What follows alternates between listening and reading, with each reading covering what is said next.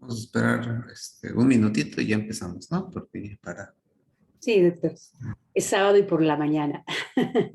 ¿Dónde? Es sábado y por la mañana. Sí, también para por los que se levantaron temprano, ¿no? Ya le están mandando saludos, Muchas gracias. desde Perú y la doctora Mara Cárdenas también le manda saludos, el doctor Humberto López. Bueno, Muchas un gracias. ratito ya empezamos.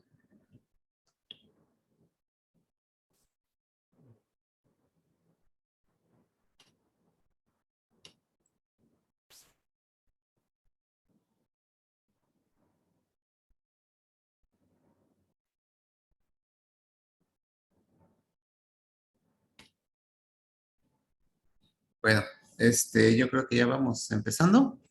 Ya es la hora según mi reloj. Voy a Entonces, compartir pantalla, doctor, para ver. ¿manda usted?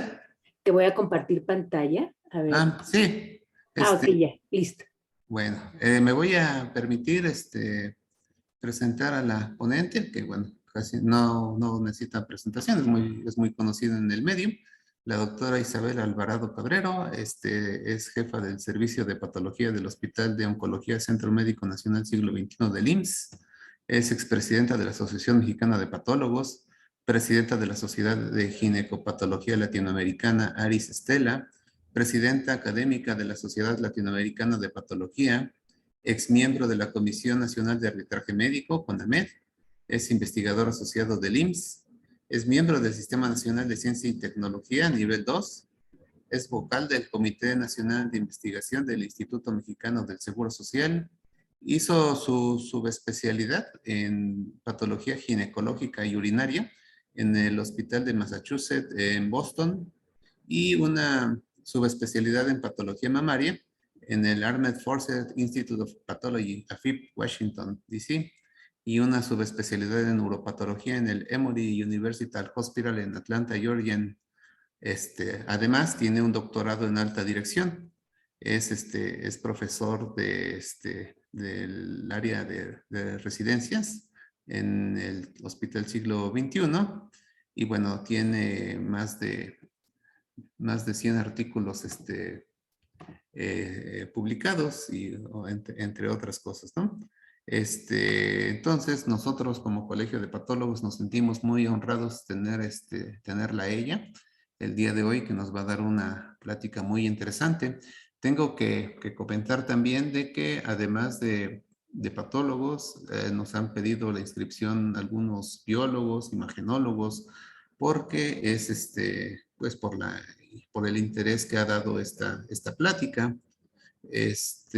También quiero agradecer a la doctora Paulina que nos ha ayudado para que la doctora Isabel esté este día con nosotros, ¿no? Bueno, entonces yo creo que sin otra situación más en este momento, podemos empezar a escuchar la plática de la autora. Bueno, por favor, doctora Isabel, la escuchamos. Buenos días a todos. Agradezco mucho a la Federación de Anatomía Patológica en su capítulo de Oaxaca, a la doctora Paulina Leiva, al doctor Mesa, su amable invitación. Para mí, créanme que es un honor estar aquí y tener la oportunidad de compartir algo de mi experiencia. El día de hoy vamos a hablar de biopsias de lesiones mamarias, que prácticamente hoy en día es la forma en la que vamos a hacer el diagnóstico de alguna de ellas. Para iniciar es importante señalar que las biopsias con aguja de corte son necesarias para hacer una intervención menos amplia, menos abierta. En un momento determinado puede ser incluso, como vamos a verlo, las biopsias por estereotaxia, a veces ya pueden eliminar la lesión si es una lesión pequeña, por ejemplo, un fibroadenoma benigna. Hay ciertas limitantes de la biopsia por aspiración con aguja fina, como es el decidir entre el sí, carcinoma intraductal y carcinoma invasor. Por eso es que la biopsia con aguja de corte, ya sea con ultrasonido, ya sea guiada por estereotaxia, tiene esa ventaja. Y generalmente hay una muy buena correlación entre una biopsia con aguja de corte y con antiguas publicaciones de los resultados de las biopsias abiertas. Entonces, hoy en día, lo que se recomienda para hacer un diagnóstico son biopsias con estereotaxia, biopsias con ultrasonido, etc. Muy bien. Algo fundamental, máxime que el doctor Mesa señalaba, la palabra correlación de imagen con patología es fundamental, no solamente en las biopsias, sino en todas las patologías, pero por lo general el primer abordaje de una biopsia mamaria es con el imagenólogo y con el patólogo. Entonces debe haber una correlación entre lo que no digo radiólogo porque ahora son tantos métodos que ellos son expertos en muchos métodos de imagen. Entonces, para mí son imagenólogos expertos en muchos métodos. A veces las lesiones espiculadas pueden traernos problemas, ya lo explicaré en su momento. Actualmente muchas de las biopsias se toman por microcalcificaciones. De hecho, cuando inicia la mastografía de pesquisa, el arte de la interpretación de la mastografía es la imagen.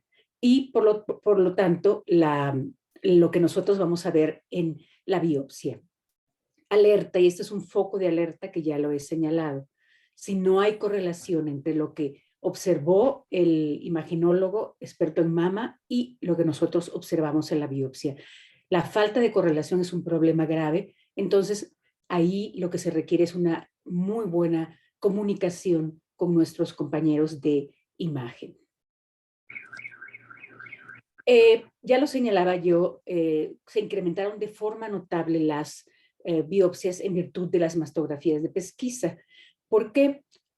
Porque muchas de las lesiones precursoras, como por ejemplo hiperplasias intraductales atípicas o a veces lesiones no necesariamente precursoras como hiperplasias intraductales ordinarias o bien las lesiones que se asocian con cambios de células columnares tienden a presentar múltiples calcificaciones. Es importante señalar que aquí lo puse, aunque esto es raro encontrarlo, pero es importante saberlo. En muchas ocasiones, en algunas ocasiones, porque esto es raro, en algunas ocasiones, puede haber un carcinoma de bajo grado, carcinoma lobular infiltrante, carcinoma tubular, que está en asociación con un carcinoma intraductal de bajo grado, un carcinoma lobular in situ. Si estas lesiones son las que aparecen en la biopsia, se tendría que hacer una reexcisión y lo explicaré también en su momento. Este es uno de los cambios que vamos a encontrar con mayor frecuencia. Actualmente los imagenólogos nos mandan las biopsias divididas en con calcios y sin calcios. Y muchos de los casos con calcios, que son benignos, van a estar asociados los calcios a veces hay que buscar con mucho cuidado porque están en relación con en los lóbulos con el cambio de células columnares. Aquí vemos una atipia epitelial plana, que es la parte maligna de ese cambio de células columnares, en tanto que es una lesión con una atipia nuclear de bajo grado. Vean ustedes, es plana porque no tiene proliferaciones intraluminales que se conecten entre sí y se van a distinguir también por estas secreciones apicales eosinófilas y vean ustedes, aquí hay calcios. Entonces, estas lesiones con mucha frecuencia, tanto la parte benigna como tan solo el cambio de célula columnar, como también una lesión que puede ser precursora, como la atipia de células planas, se presentan con frecuencia con microcalcificaciones. Este es un caso, esta biopsia necesitó excisión y en la excisión lo que encontramos había muchos cambios, muchos acinos con atipia epitelial plana, vecinos o espalda con un carcinoma infiltrante de bajo grado. Entonces, estas lesiones, aun cuando hay estudios, y eso lo sabe uno, en el Memorial, por ejemplo, Sloan Kettering Center, que la doctora Broggi dice en una de sus series que no necesariamente, pero hay que ver las condiciones de cada uno de los centros y la vigilancia, cómo se hace de los pacientes. Pero actualmente en nuestro medio Si la biopsia tiene una atipia epitelial plana, se debe hacer una excisión para tratar de ver si está asociada o no con un carcinoma intraductal o con un carcinoma invasor. Muy bien, pasamos a la hiperplasia intraductal atípica.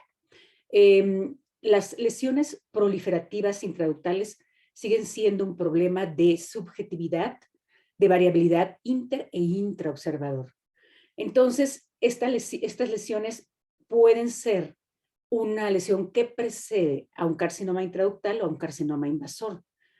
De acuerdo con este estudio, cuando en la biopsia el diagnóstico es una hiperplasia intraductal atípica, lo que se va a encontrar en la biopsia excisional en la cuarta parte de los casos es incluso un carcinoma infiltrante. En esta otra serie, de acuerdo a él y sus colaboradores, mientras más números de cilindros tenían hiperplasia intraductal atípica, ellos observaron que con mayor frecuencia se encontraba en la excisión un carcinoma infiltrante. Entonces, la hiperplasia intraductal atípica es hoy una lesión que si sale en la biopsia, así el diagnóstico, hay que hacer excisión. Aquí tenemos un ejemplo de una hiperplasia intraductal ordinaria.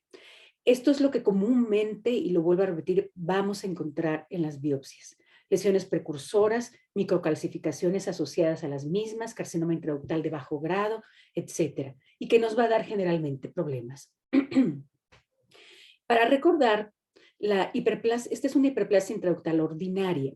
La hiperplasia intraductal ordinaria no tiene atipia y se caracteriza, y una forma fácil de abordar esta lesión, aunque no siempre lo es si nosotros, siempre lo he dicho, tomamos un lápiz y tratamos de trazar el citoplasma entre una célula y otra, no lo vamos a lograr porque están sobrepuestas, porque estas células no tienen polaridad. Vamos a ver espacios en donde las células no están polarizadas. La polaridad se refiere a que las células se colocan de manera ordenada en torno al espacio, su citoplasma toca la luz y el núcleo está hacia la periferia. Otra característica que vemos en esta lesión, que es una hiperplasia ordinaria, es la presencia de estas inclusiones intranucleares que suelen verse.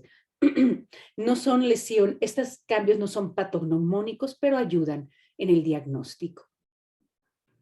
Aquí tenemos otra de las lesiones, vean ustedes, aquí están los calcios.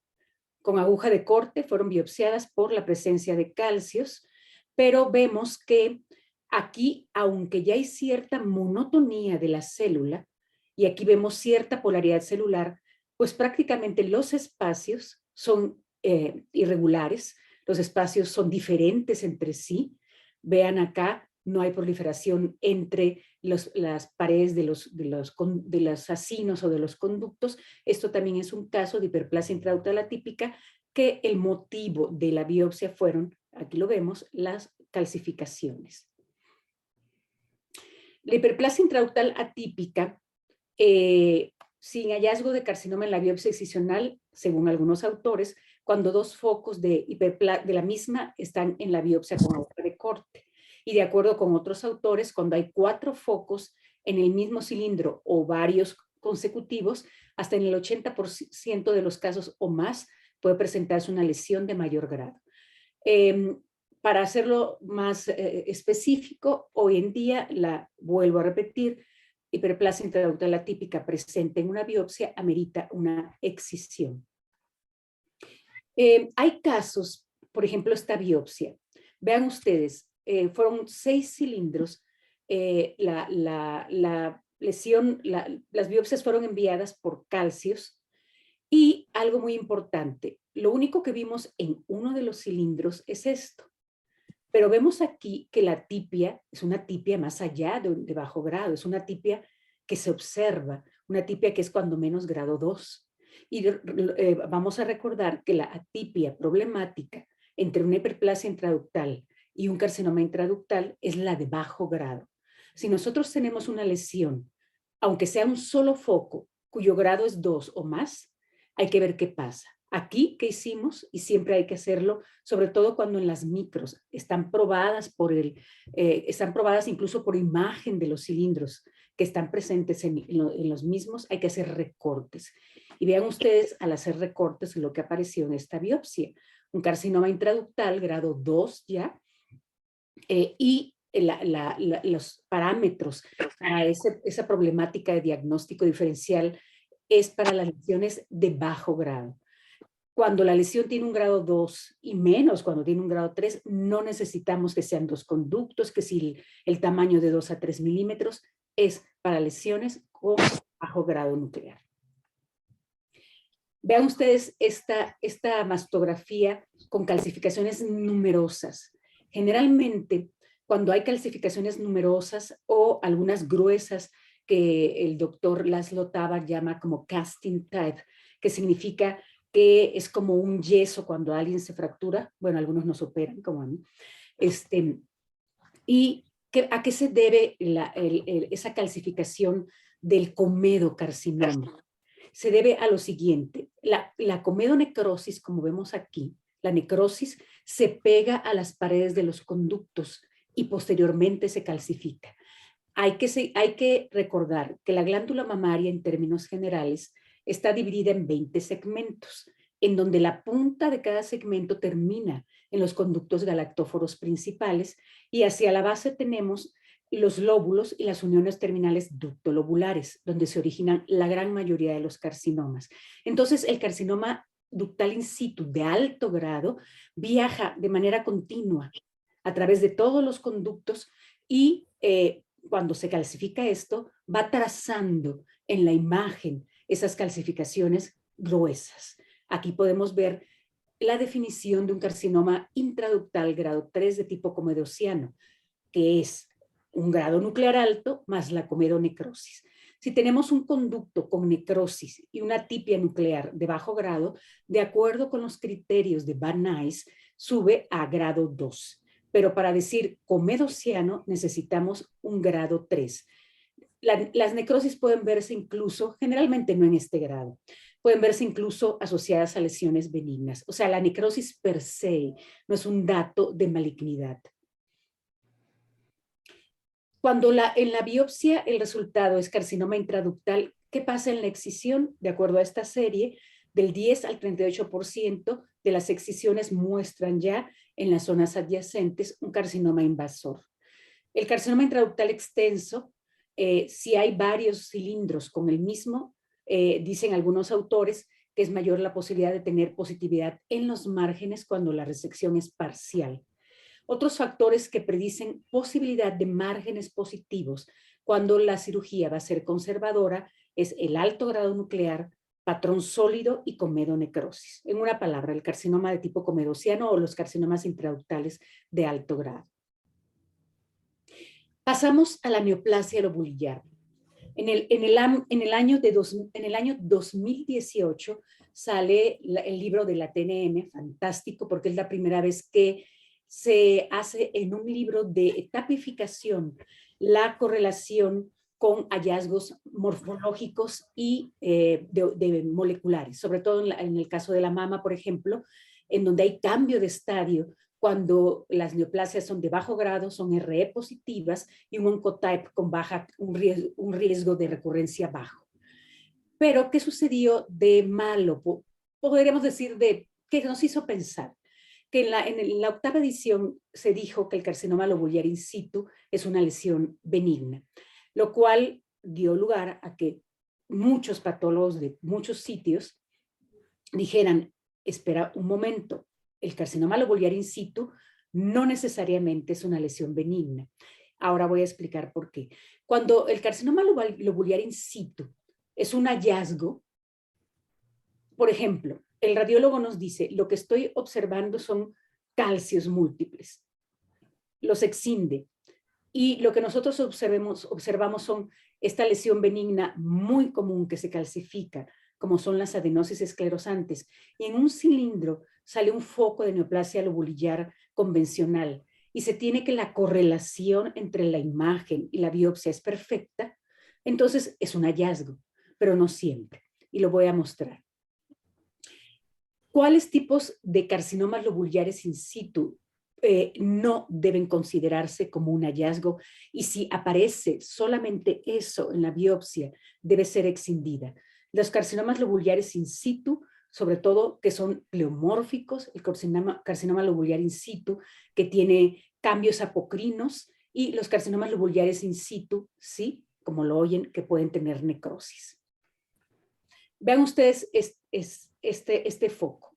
Hice esta fotomicrografía a mayor aumento porque fue lo único que apareció en una biopsia por estereotaxia al alto vacío, en donde lo que se encontró de hallazgo fue un fibroadenoma.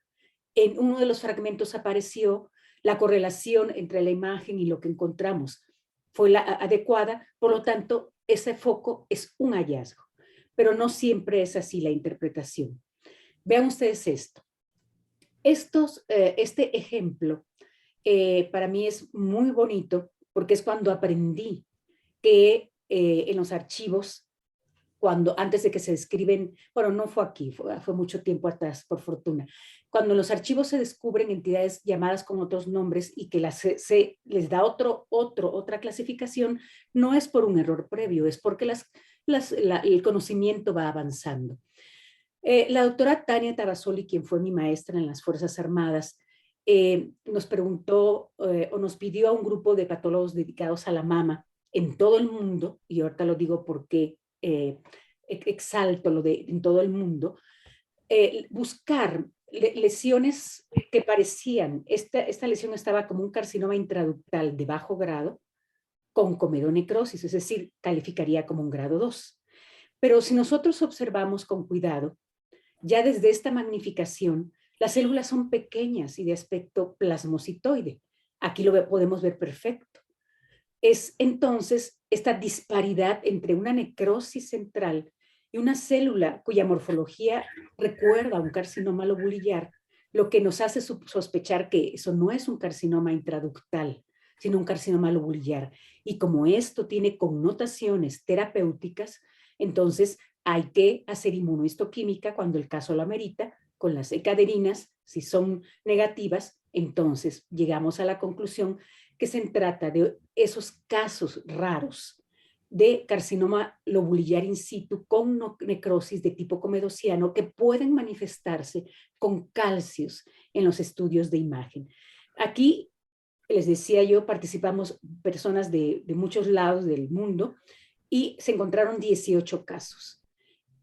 Entre otras cosas, desconocer que el lobulillar in situ con comedonecrosis existe. La importancia, además de este artículo, es que 12 de los 18 casos estaban asociados a un carcinoma lobulillar infiltrante. Por lo tanto, si en las biopsias aparece un carcinoma lobulillar in situ con comedonecrosis y calcios, entonces también debe haber una excisión. Vean ustedes la punta de este arpón, y los arpones se siguen haciendo en varios lados.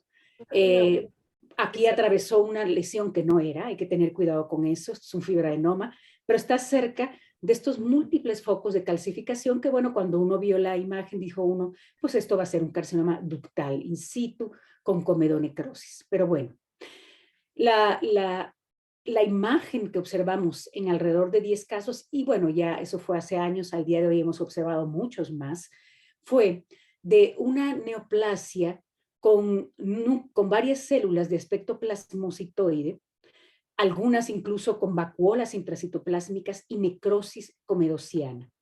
Esto nos llevó a estudiar esos 10 casos con la doctora Tavasoli y hacer esta publicación, que fue la primera vez que se hace. Fue un carcinoma lobulillar in situ, generalmente extenso, con células en anillo de sello y con necrosis central.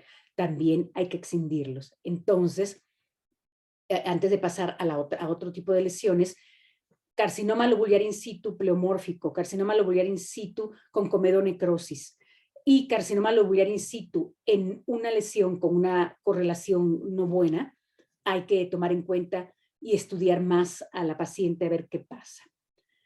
Otra de las lesiones que podemos observar en la glándula mamaria y que son motivo de biopsia es este tipo de lesión, una lesión bien circunscrita, poco vascularizada, que generalmente tiene su topografía en relación a los conductos galactóforos principales, y estamos hablando de las lesiones papilares. La lesión papilar es otra de las lesiones que nos puede dar problemas en la evaluación en las biopsias. ¿Por qué? Porque la lesión papilar en su forma sin proliferación, en su forma en la que generalmente no tenemos problemas en su diagnóstico, es cuando hay tallos fibrovasculares bordeados por células que son idénticas a las que revisten a un conducto. Es decir, en el papiloma esas frondas van a estar bordeadas por membrana basal, células miopiteliales y células epiteliales. Cuando inicia la proliferación en el papiloma, que podemos tener un carcinoma intraductal, que afecta parte del papiloma, podemos tener un papiloma ya con un carcinoma in situ, podemos tener un carcinoma papilar intraquístico, entonces es cuando viene el problema. El papiloma, eso sigue siendo controversia y lo mejor que se hace es excindirlo. ¿Por qué? Porque el papiloma, sobre todo si la lesión es de un tamaño considerable, puede en un momento dado biopsiarse hacia su periferia, pero digamos que es una rama de un árbol. Y la biopsia a lo mejor únicamente muestra parte de esas frondas, pero a lo mejor el resto del mismo no está biopsiado y es donde ocurre la proliferación celular y tal vez allí sí existe atipia. Entonces, en algún estudio se vio que el 29% de los papilomas con focos de atipia, en el 92% en la excisión, fue un carcinoma. Entonces, actualmente, incluso para las lesiones que se ven benignas, pues la verdad es que se extinguen. Este es un ejemplo de un papiloma intraductal sin ningún problema. Y vean ustedes, esta es una fotomicografía de aquellos casos en biopsias que no son fáciles, sobre todo cuando están otra vez en relación con lo que se observa en la imagen. Aquí vemos, por ejemplo, estos tallos. Hay que aprender también, nosotros como patólogos debemos tener una vista tridimensional. Lo que vemos en las laminillas es un plano nada más. Pero, por ejemplo, esto si lo imaginamos como había dicho, un árbol, pero que estamos viéndolo desde arriba, que a lo mejor está cortada sus ramas a través o en forma horizontal, vemos que hay tallos fibrovasculares que están revestidos por una sola capa de células epiteliales. Esto es un papiloma. ¿Qué problemas podemos encontrarnos en la biopsia?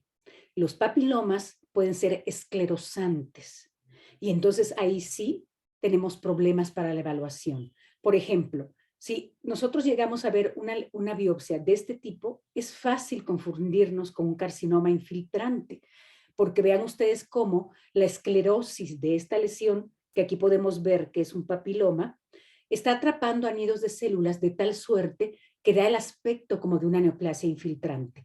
Y yo siempre digo en mi práctica, si esto me da duda, si esto yo creo que es un papiloma esclerosante, pero no puedo distinguir de una lesión infiltrante, hago sí o sí mis marcadores para células mioepiteliales. Hacer siempre más de uno, calponina, P63, proteína S100. Para cuando la lesión es muy esclerosante, la actina de músculo liso no se recomienda porque se va a marcar todo. Entonces, qué mejor que gastar un poco más en marcadores de inmunohistoquímica que hacer una resección amplia o un procedimiento mayor para una lesión benigna, como en este caso que es un papiloma es con esclerosis que atrapa a conductos. ¿Qué otra cosa puede suceder en las biopsias? A veces las papilas se fragmentan muchísimo y puede haber esta proliferación un poquito más florida que nos puede llevar al diagnóstico de una lesión de papiloma con atipia o con mayor grado. Pero a veces puede haber estas multifragmentaciones y vean ustedes cómo las papilitas que se observan aquí no tienen atipia, son homogéneas entre sí y lo que está sucediendo es que está fragmentado esa biopsia. Aquí tenemos otro ejemplo, esta se ve cada vez más que es una biopsia de un papiloma.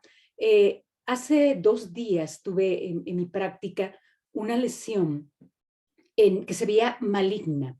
Sin embargo, desde el punto de vista del estudio panorámico, se veía maligna, pero en el contexto de una lesión papilar.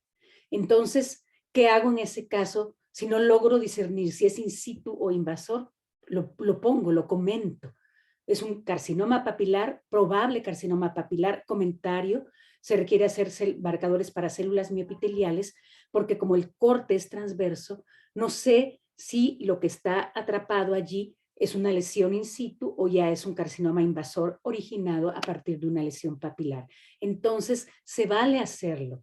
No es que se valga, se debe hacerlo, porque está de por medio, pues, el decir una lesión benigna o una lesión in situ a una lesión invasora, que es muy diferente el abordaje terapéutico, desde el quirúrgico hasta el abordaje médico. Bueno, los papilomas ya los vimos que en lesiones problemáticas se tienen que utilizar marcadores de células mioepiteliales, P63, calponina, CD10, proteína S100, etc. Muy bien, otra de las lesiones que pueden ser difíciles de interpretar en las biopsias es la cicatriz radial o las lesiones esclerosantes. ¿Por qué? Porque en la imagen se puede ver de tal suerte, es decir, la imagen puede lucir espiculada.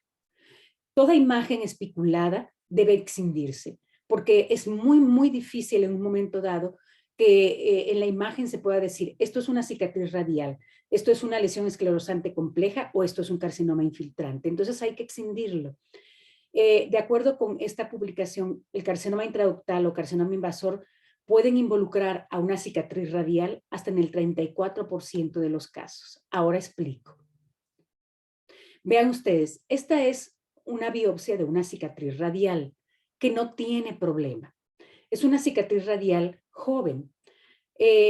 Una cicatriz radial, perdón, ya con cierta evolución. Una de las teorías del origen de las cicatrices radiales es que surgen por fenómenos isquémicos en la mama. Entonces, ¿qué pasa? Empieza la cicatrización que se hace más grande en el centro y se van disponiendo conductos y acinos hacia la periferia. Creo yo que en este caso no tendríamos tanto problema en la evaluación, pero una de las problemáticas en las cicatrices radiales es cuando el centro esclerosante atrapa conductos, porque entonces uno dice, bueno, esto es el centro, me dice el radiólogo, vi una lesión espiculada, pero uno dice, claro, aquí es nada más un foco, pero es porque es la plática. Y uno dice, bueno, ¿será una lesión esclerosante que en su centro está atrapando a estos conductos o ya es una lesión maligna? Entonces, estos son de los casos que ameritan marcadores para células mioepiteliales, sí o sí.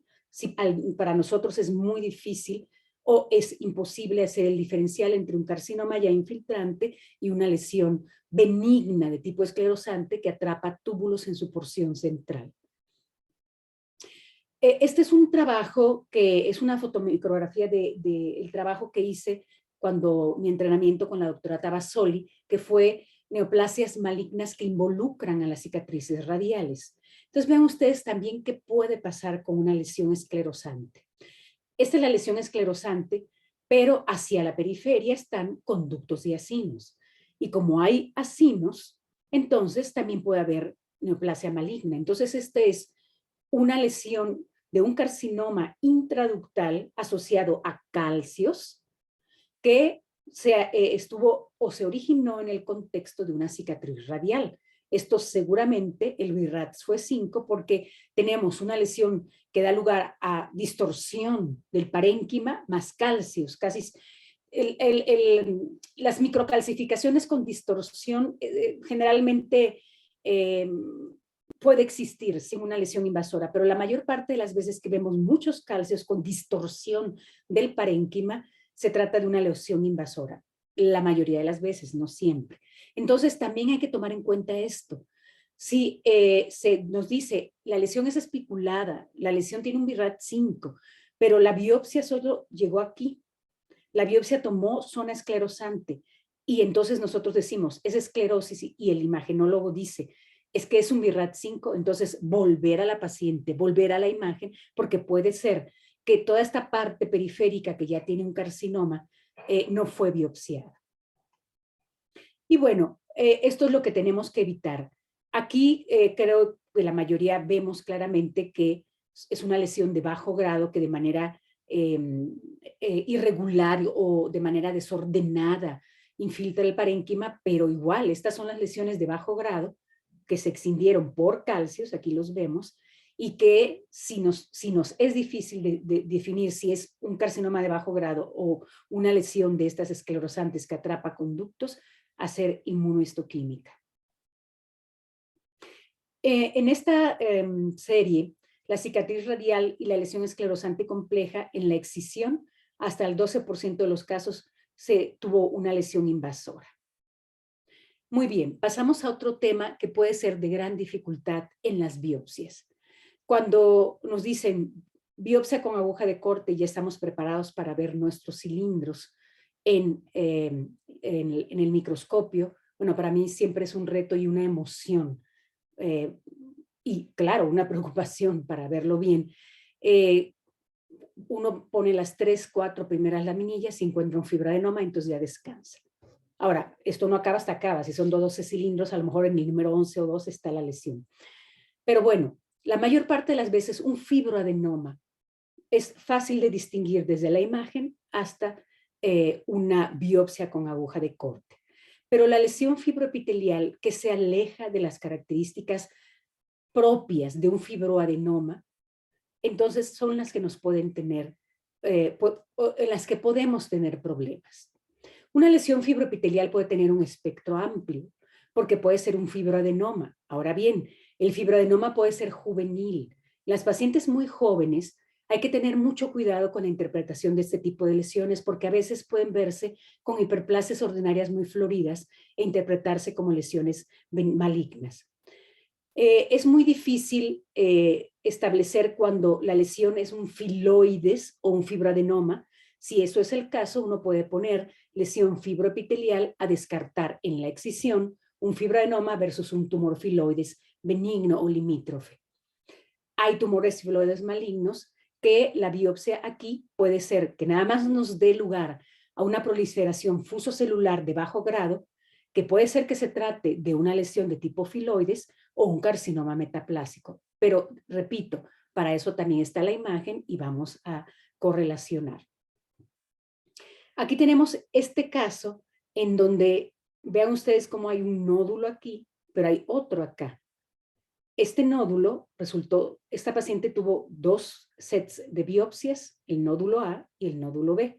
El nódulo A fue un fibroadenoma, pero en el nódulo B vimos otra lesión. Esta imagen es una imagen ya obvia de una mastectomía total, porque no se debe hacer GAN axila en los tumores limítrofes, en donde tiene el aspecto característico, carnoso, con este aspecto como botrioide, que Müller llamó como cistosarcoma filoides, pero ahora sabemos que es tumor filoides y fue maligno. Pero no siempre es el caso. El estroma en una biopsia puede tener mayor celularidad que lo de costumbre. Entonces, si uno ve que aquella biopsia no parece un fibroadenoma, puede utilizarse lo de lesión fibroepitelial, fibroadenoma versus tumor filoides. Algo importante de señalar es, y eso lo menciona ahora la doctora Tan. Tan es una doctora que vive en Hong Kong y es la que más tiene experiencia en el mundo. Casi ella se dedica a mama, pero a tumores filoides. Entonces, ella menciona, como nosotros lo hemos visto también en el diario Acontecer y en series, que hay filoides que se originan solos, pero que hay filoides que se originan a partir de la transición de un fibroadenoma y da lugar al mismo. Entonces, el aspecto de un tumor filoides en su superficie puede ser muy heterogéneo. Podemos encontrar áreas que recuerdan a un fibroadenoma o a un fibroadenoma, pero también puede en un momento dado haber áreas que ya sean una lesión de tumor filoides. Esas son las lesiones difíciles de interpretar. Ahora bien, hay ciertos cambios que pueden presentarse en el contexto de una lesión de tipo fibroadenoma. Vemos que esta es una lesión estroma con epitelio, pero los conductos son redondos, ligeramente alargados, y aquí lo que hay son cambios mixoides. Entonces, en ocasiones, los fibroadenomas pueden tener un cambio extremadamente mixoide. A estas alturas del partido, sabemos que la mastectomía O el procedimiento quirúrgico planeado no debe hacerse en el quirófano, es decir, a partir de un transoperatorio, pero desafortunadamente hay quien lo sigue haciendo. Entonces hay que tomar en cuenta que a veces el fibroadenoma es una degeneración muy mixoide importante, y si la lesión tuvo un aspecto redondeado en la imagen, recordar que los carcinomas mucinosos pueden ser lesiones que en la imagen se vean bien circunscritas. Entonces, llevarnos a un diagnóstico de carcinoma mucinoso, y en realidad era un fibroadenoma con extensos cambios mixoides. Por eso yo repito y vuelvo a repetir, para todos los procedimientos que actualmente hay, sobre todo conservadores, y sobre todo que la paciente debe participar también en la decisión de su tratamiento, la terapéutica a seguir, a excepción de algunos casos que son muy obvios, es tener una biopsia antes y tener un tratamiento planeado antes y no durante el transcurso de una cirugía. Vean ustedes, es un fibroadenoma con un estroma con cambios mixoides. Las lesiones fibroepiteliales, según algunos doctores, algunos patólogos, el que encontremos hipercelularidad del estroma, atipia y mitosis en las células estromales, mayor cantidad de estroma que el epitelio, nos hace favorecer el diagnóstico de tumor filoides versus fibroadenoma. Pero hasta hoy sabemos que hay lesiones muy difíciles para decidir entre uno y otro, y cuál es el problema si uno le dice al cirujano, esta lesión es limítrofe, es decir, no sé si es un fibroadenoma o un filoides, y lo que hay que hacer es excindir con bordes. No hay algún problema con eso. Por ejemplo, vean ustedes este caso. En la biopsia, la mayor parte de los cilindros tenían cambios que recordaban a un fibroadenoma, pero en 3 cilindros últimos encontramos que había conductos alargados con esta proliferación intraluminal, que es una proliferación de hiperplasia intraductal ordinaria. Veíamos otras áreas en donde ya había esta proliferación de estroma, que como la proliferación del estroma en los filoides es en torno a los conductos, hace estas jorobas.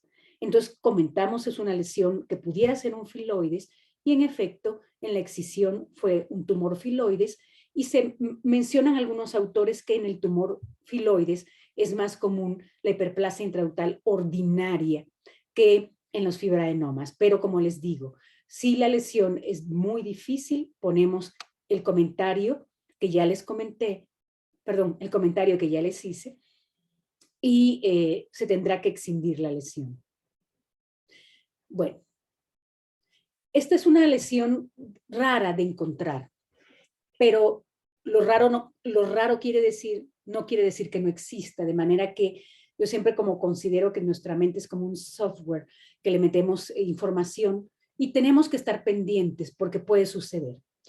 Hay lesiones en la mama, o hay ocasiones, como un caso que les voy a enseñar ahorita, en donde los conductos de la glándula mamaria por algún motivo se dilatan y tienen moco. Por eso mencionan mucocele. Mucocele ya sabemos que es un término clínico, incluso en donde es característico, como son en lesiones apendiculares, que generalmente se debe en la mama a conductos que pueden tener una hiperplasia ordinaria y se llenan de moco.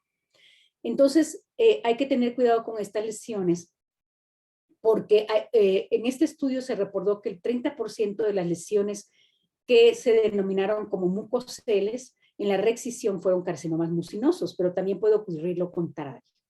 Entonces, esta es una biopsia que no tendríamos problema, porque tenemos que en este estroma con moco flotan las células o los nidos de células de bajo grado, un carcinoma mucinoso de bajo grado, pero tener siempre en cuenta que hay lesiones mucinosas que tienen pocas células o que pueden haber mucoceles. Entonces, tenerlas en cuenta para nuestro diagnóstico diferencial.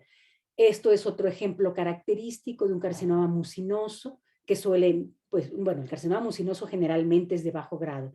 Si uno empieza a ver alto grado y una lesión hipercelular, hay que tener cuidado que no sea un lobo con piel de oveja, como el carcinoma micropapilar, que puede presentarse en el contexto de un estroma con mucho moco. Y esa lesión puede ser un luminal B, puede sobreexpresar HER2. Vean ustedes esta bella tinción que nos pone de manifiesto el moco y la presencia de la mucina, perdón, y la presencia de células epiteliales. Vean, esta es una de las lesiones que tuvimos alguna vez en el centro médico, con quistes, quistes y quistes, y cuando se hizo, se tuvo que hacer una mastectomía total. ¿Por qué? Porque a pesar de que la biopsia únicamente mostraba moco, moco y moco, pues afectaba a toda la mama. Y vean ustedes, aquí esta lesión es un quiste, otro quiste, otro quiste, otro quiste, pero aquí viene la razón de esto. Aquí se encontró un carcinoma mucinoso. Entonces hay algunos autores que señalan, esos son generalmente versiones un tanto más antiguas, que algunos carcinomas mucinosos van a estar precedidos por mucoceles o conductos con hiperplasia intraductal que tienen abundante muco. Es raro, pero vean ustedes, sucede. Muy bien.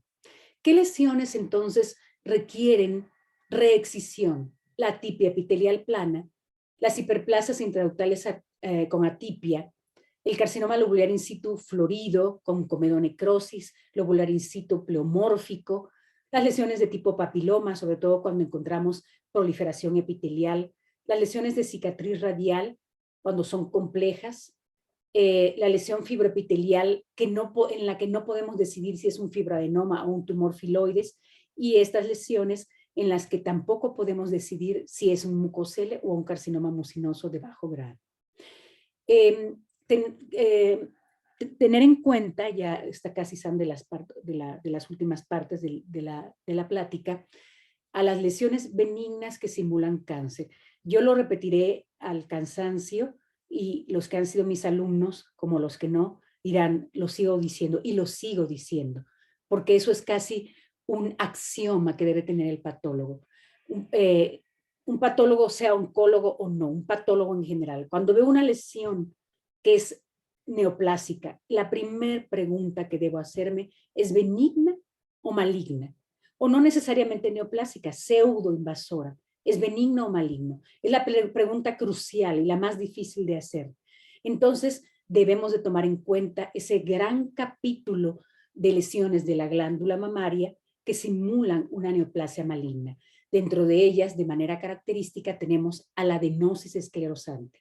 De hecho, no lo dije en su momento, pero muchos de los casos de lesiones que están asociadas con múltiples calcios y que se catalogan tal vez como un 4B, o sea, una lesión que incluso para el imagenólogo es difícil discernir si es una lesión in situ o es una lesión de otra índole, es esta, la adenosis esclerosante, cuando es muy florida y se acompaña con numerosas microcalcificaciones.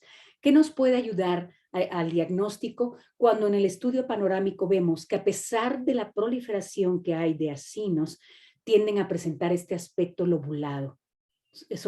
Este aspecto lobulado, o bien cuando se les ve de cerca, vemos la hipertrofia de células mioepiteliales. Pero una adenosis esclerosante, además de hacer este aspecto florido, puede tener este aspecto. Hace muchos años, yo, bendito Dios, puedo hablar de muchos años atrás, puesto que a pesar de tanta cosa hemos sobrevivido. Y hemos sobrevivido, entre otros, para misiones como esta, la educación, que a mí me encanta. Yo llevo dedicándome a la mama casi 26 años o más, 27 años.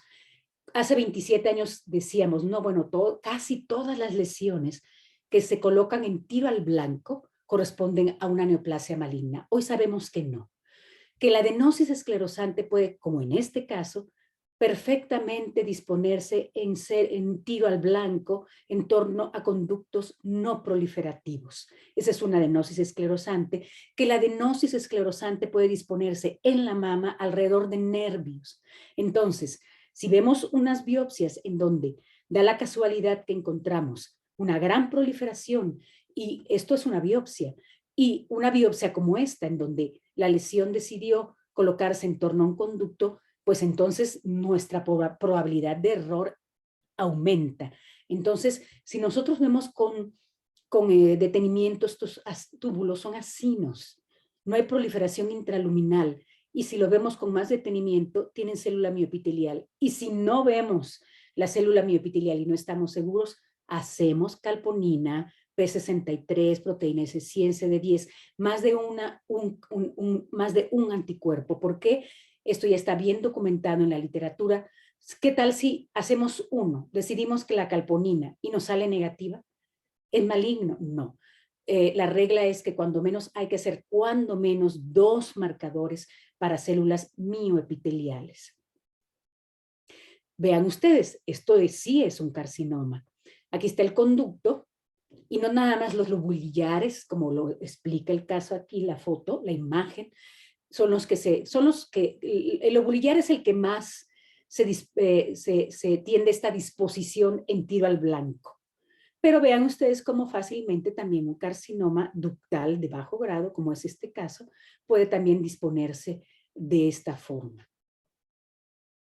Entonces, ya vamos a pasar a lo muy obvio, o a veces no tanto. Esta es una lesión claramente maligna. Vemos el borde espiculado. Esto generalmente ya nos dice el radiólogo, es un BIRAT 5. Y en la biopsia vemos lo mismo. Es decir, una lesión de bajo grado en donde los conductos ya están localizados de forma irregular, no hay célula mioepitelial, etc. Si tenemos duda de si el carcinoma es invasor o no, ya lo he estado repitiendo muchas veces, hacer marcadores para células mioepiteliales, ese es otro BIRAT 5, que vemos claramente aquí, nos los explica nuestro compañero. Debemos de ser muy amigos. Ya quien decida otra cosa, bueno, pues allá ellos. No es malo, ¿verdad? De nuestros imagenólogos. ¿Por qué? Porque, vaya, nosotros ya con ellos aprendemos a ver que esto es maligno. Y si la biopsia señala otra cosa, pues la biopsia o la estamos interpretando mal o no representa lo que demuestra la imagen. Y esto fue un carcinoma lobulillar con células en anillo de sello. Y esta es la última, agradezco muchísimo. Perdón, faltan 2. ¿Qué debemos reportar en las biopsias? Nuestro reporte histopatológico debe ser completo, como lo hacemos en las excisiones. Tenemos que poner en el examen macroscópico cuáles fragmentos recibimos, cuántos tenían calcios, cuáles no tenían calcios, la longitud de los mismos, indicar de dónde, eso nos los pone siempre la CAP o el ICC, la CAP o el colegio de patólogos ingleses o el ICCR, todas estas listas que tenemos que cumplir, el examen microscópico, descripción detallada, la inmuno, por qué la hicimos, cuáles marcadores utilizamos, el carcinoma, el subtipo del mismo, si observamos además en los cilindros cáncer invasor, el grado histológico. Esto es difícil de ver en mi experiencia en los cilindros, pero si además vemos permeación linfovascular, todo debemos de ponerlo en nuestro reporte de las biopsias. Y ahora sí, la última diapositiva. Los 3 axiomas que debemos de tener, sobre todo en las biopsias con aguja de corte, en las biopsias por estereotaxia, en las biopsias de la glándula mamaria. Cualquier lesión puede presentarse. Por ejemplo, el tumor de células granulares. ¿Qué es el tumor de células granulares? Ese tumor de células granulares en todo este trayecto de la patología, primero se pensaba que era una lesión de músculo, ahora sabemos que es una lesión neurogénica, pero esta lesión puede tener una disposición de tal suerte que en una biopsia nos confunda con un carcinoma infiltrante. Entonces, a veces la lesión sí es una lesión rara, una enfermedad de Rosai-Dorfman, por ejemplo, se puede presentar en la mama y uno decir que es un carcinoma. Entonces, estar muy conscientes que cualquier lesión puede presentarse en la mama y nos puede llevar a un error. Ahora bien, lo que la biopsia muestra no es necesariamente todo lo que hay. Aquí es donde viene la correlación con nuestra imagen. El carcinoma in situ en la biopsia y si se excinde puede haber también un carcinoma en la biopsia, pero a veces lo que muestra la biopsia, pues sobre todo, por ejemplo, ahora esas biopsias estereotáxicas que tienen ese muestreo tan extenso, a veces lo que muestra la biopsia es todo lo que hay. Y para estar seguros que así es, hay que tener esa correlación que ya mencionábamos. Es la última. Agradezco muchísimo a la doctora Paulina Leiva, al colegio y a la Federación de la Mexicana de Patólogos en su capítulo Oaxaca por su amable invitación. Muchísimas gracias por su invitación y a todas las personas que nos están escuchando pues en México, en otros lados. También muchísimos saludos. Gracias. Muchas gracias, doctora, por su apoyo, de verdad, para con nuestro colegio. Sigan a la doctora en redes sociales, no sé si ya la conocen, es una patóloga tuitera muy proliferativa. La verdad, la doctora está siempre dándonos consejos en Twitter. Yo la sigo, así que busquen en Twitter los que son muy afines a esto. Entonces, la verdad es que la doctora siempre es bien linda. Y si tienen dudas, también la doctora nos contesta. Entonces, muchísimas gracias, doctora, por siempre cooperar con nuestro colegio. Es un gusto, la verdad, y todos ustedes son muy queridos para mí. Y pues ya que Rosalinda se animó, yo no me animaba, pero sí, síganme en Twitter. La verdad que yo hace muchos años, a las redes sociales, pero ahora creo que son muy buenas. Y sobre todo, por ejemplo, en Twitter, como menciona Rosalinda, pues ponemos el anuncio de varios programas, como por ejemplo algunos tópicos, etcétera. Así que síganme en mis redes sociales. Perdón, ¿eh? Es meramente porque me gusta mucho también como dice Rosalinda, esa comunicación con todo lo que ustedes también señalan. A nosotros nos encantan sus tips, doctora. Gracias. Los tips que siempre pone son geniales. Entonces, muchísimas gracias por compartirlos. Bueno, muchísimas gracias a ustedes. Aquí de parte de mis compañeros que están en la sesión, tenemos muchísimos mensajes de felicitaciones, muchísimos, le mandan felicitaciones la doctora María Victoria González. Tenemos también obviamente compañeros radiólogos, también están felicitándola mucho. Muchas gracias. Doctor Humberto, el doctor desde Perú, el doctor William Johnny Gonzalo, la doctora Karina Ordóñez, el doctor Luis Muñoz también le manda muchos saludos, muchas felicitaciones, la doctora Talina. Entonces, pues usted ya sabe que es muy querida para nosotros y pues tenerla es estar de lujo. Muchísimas gracias. De verdad que el placer es para mí. Muchas gracias. Nos vemos pronto.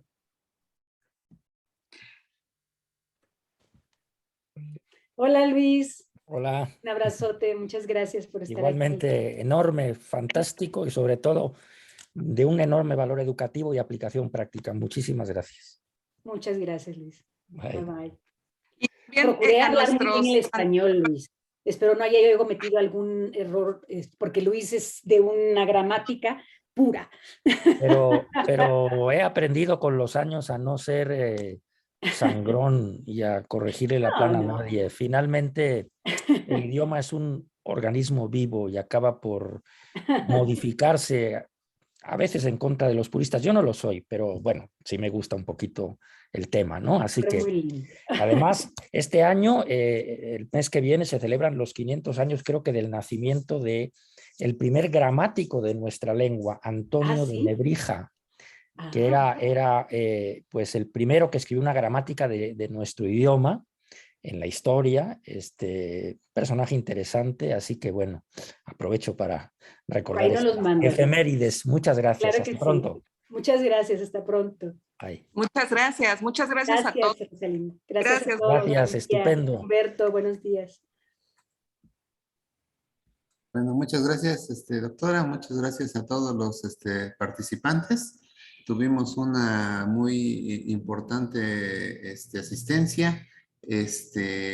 Tuvimos, de hecho, tuvimos que dejar algunas personas afuera porque ya se llenó la sala.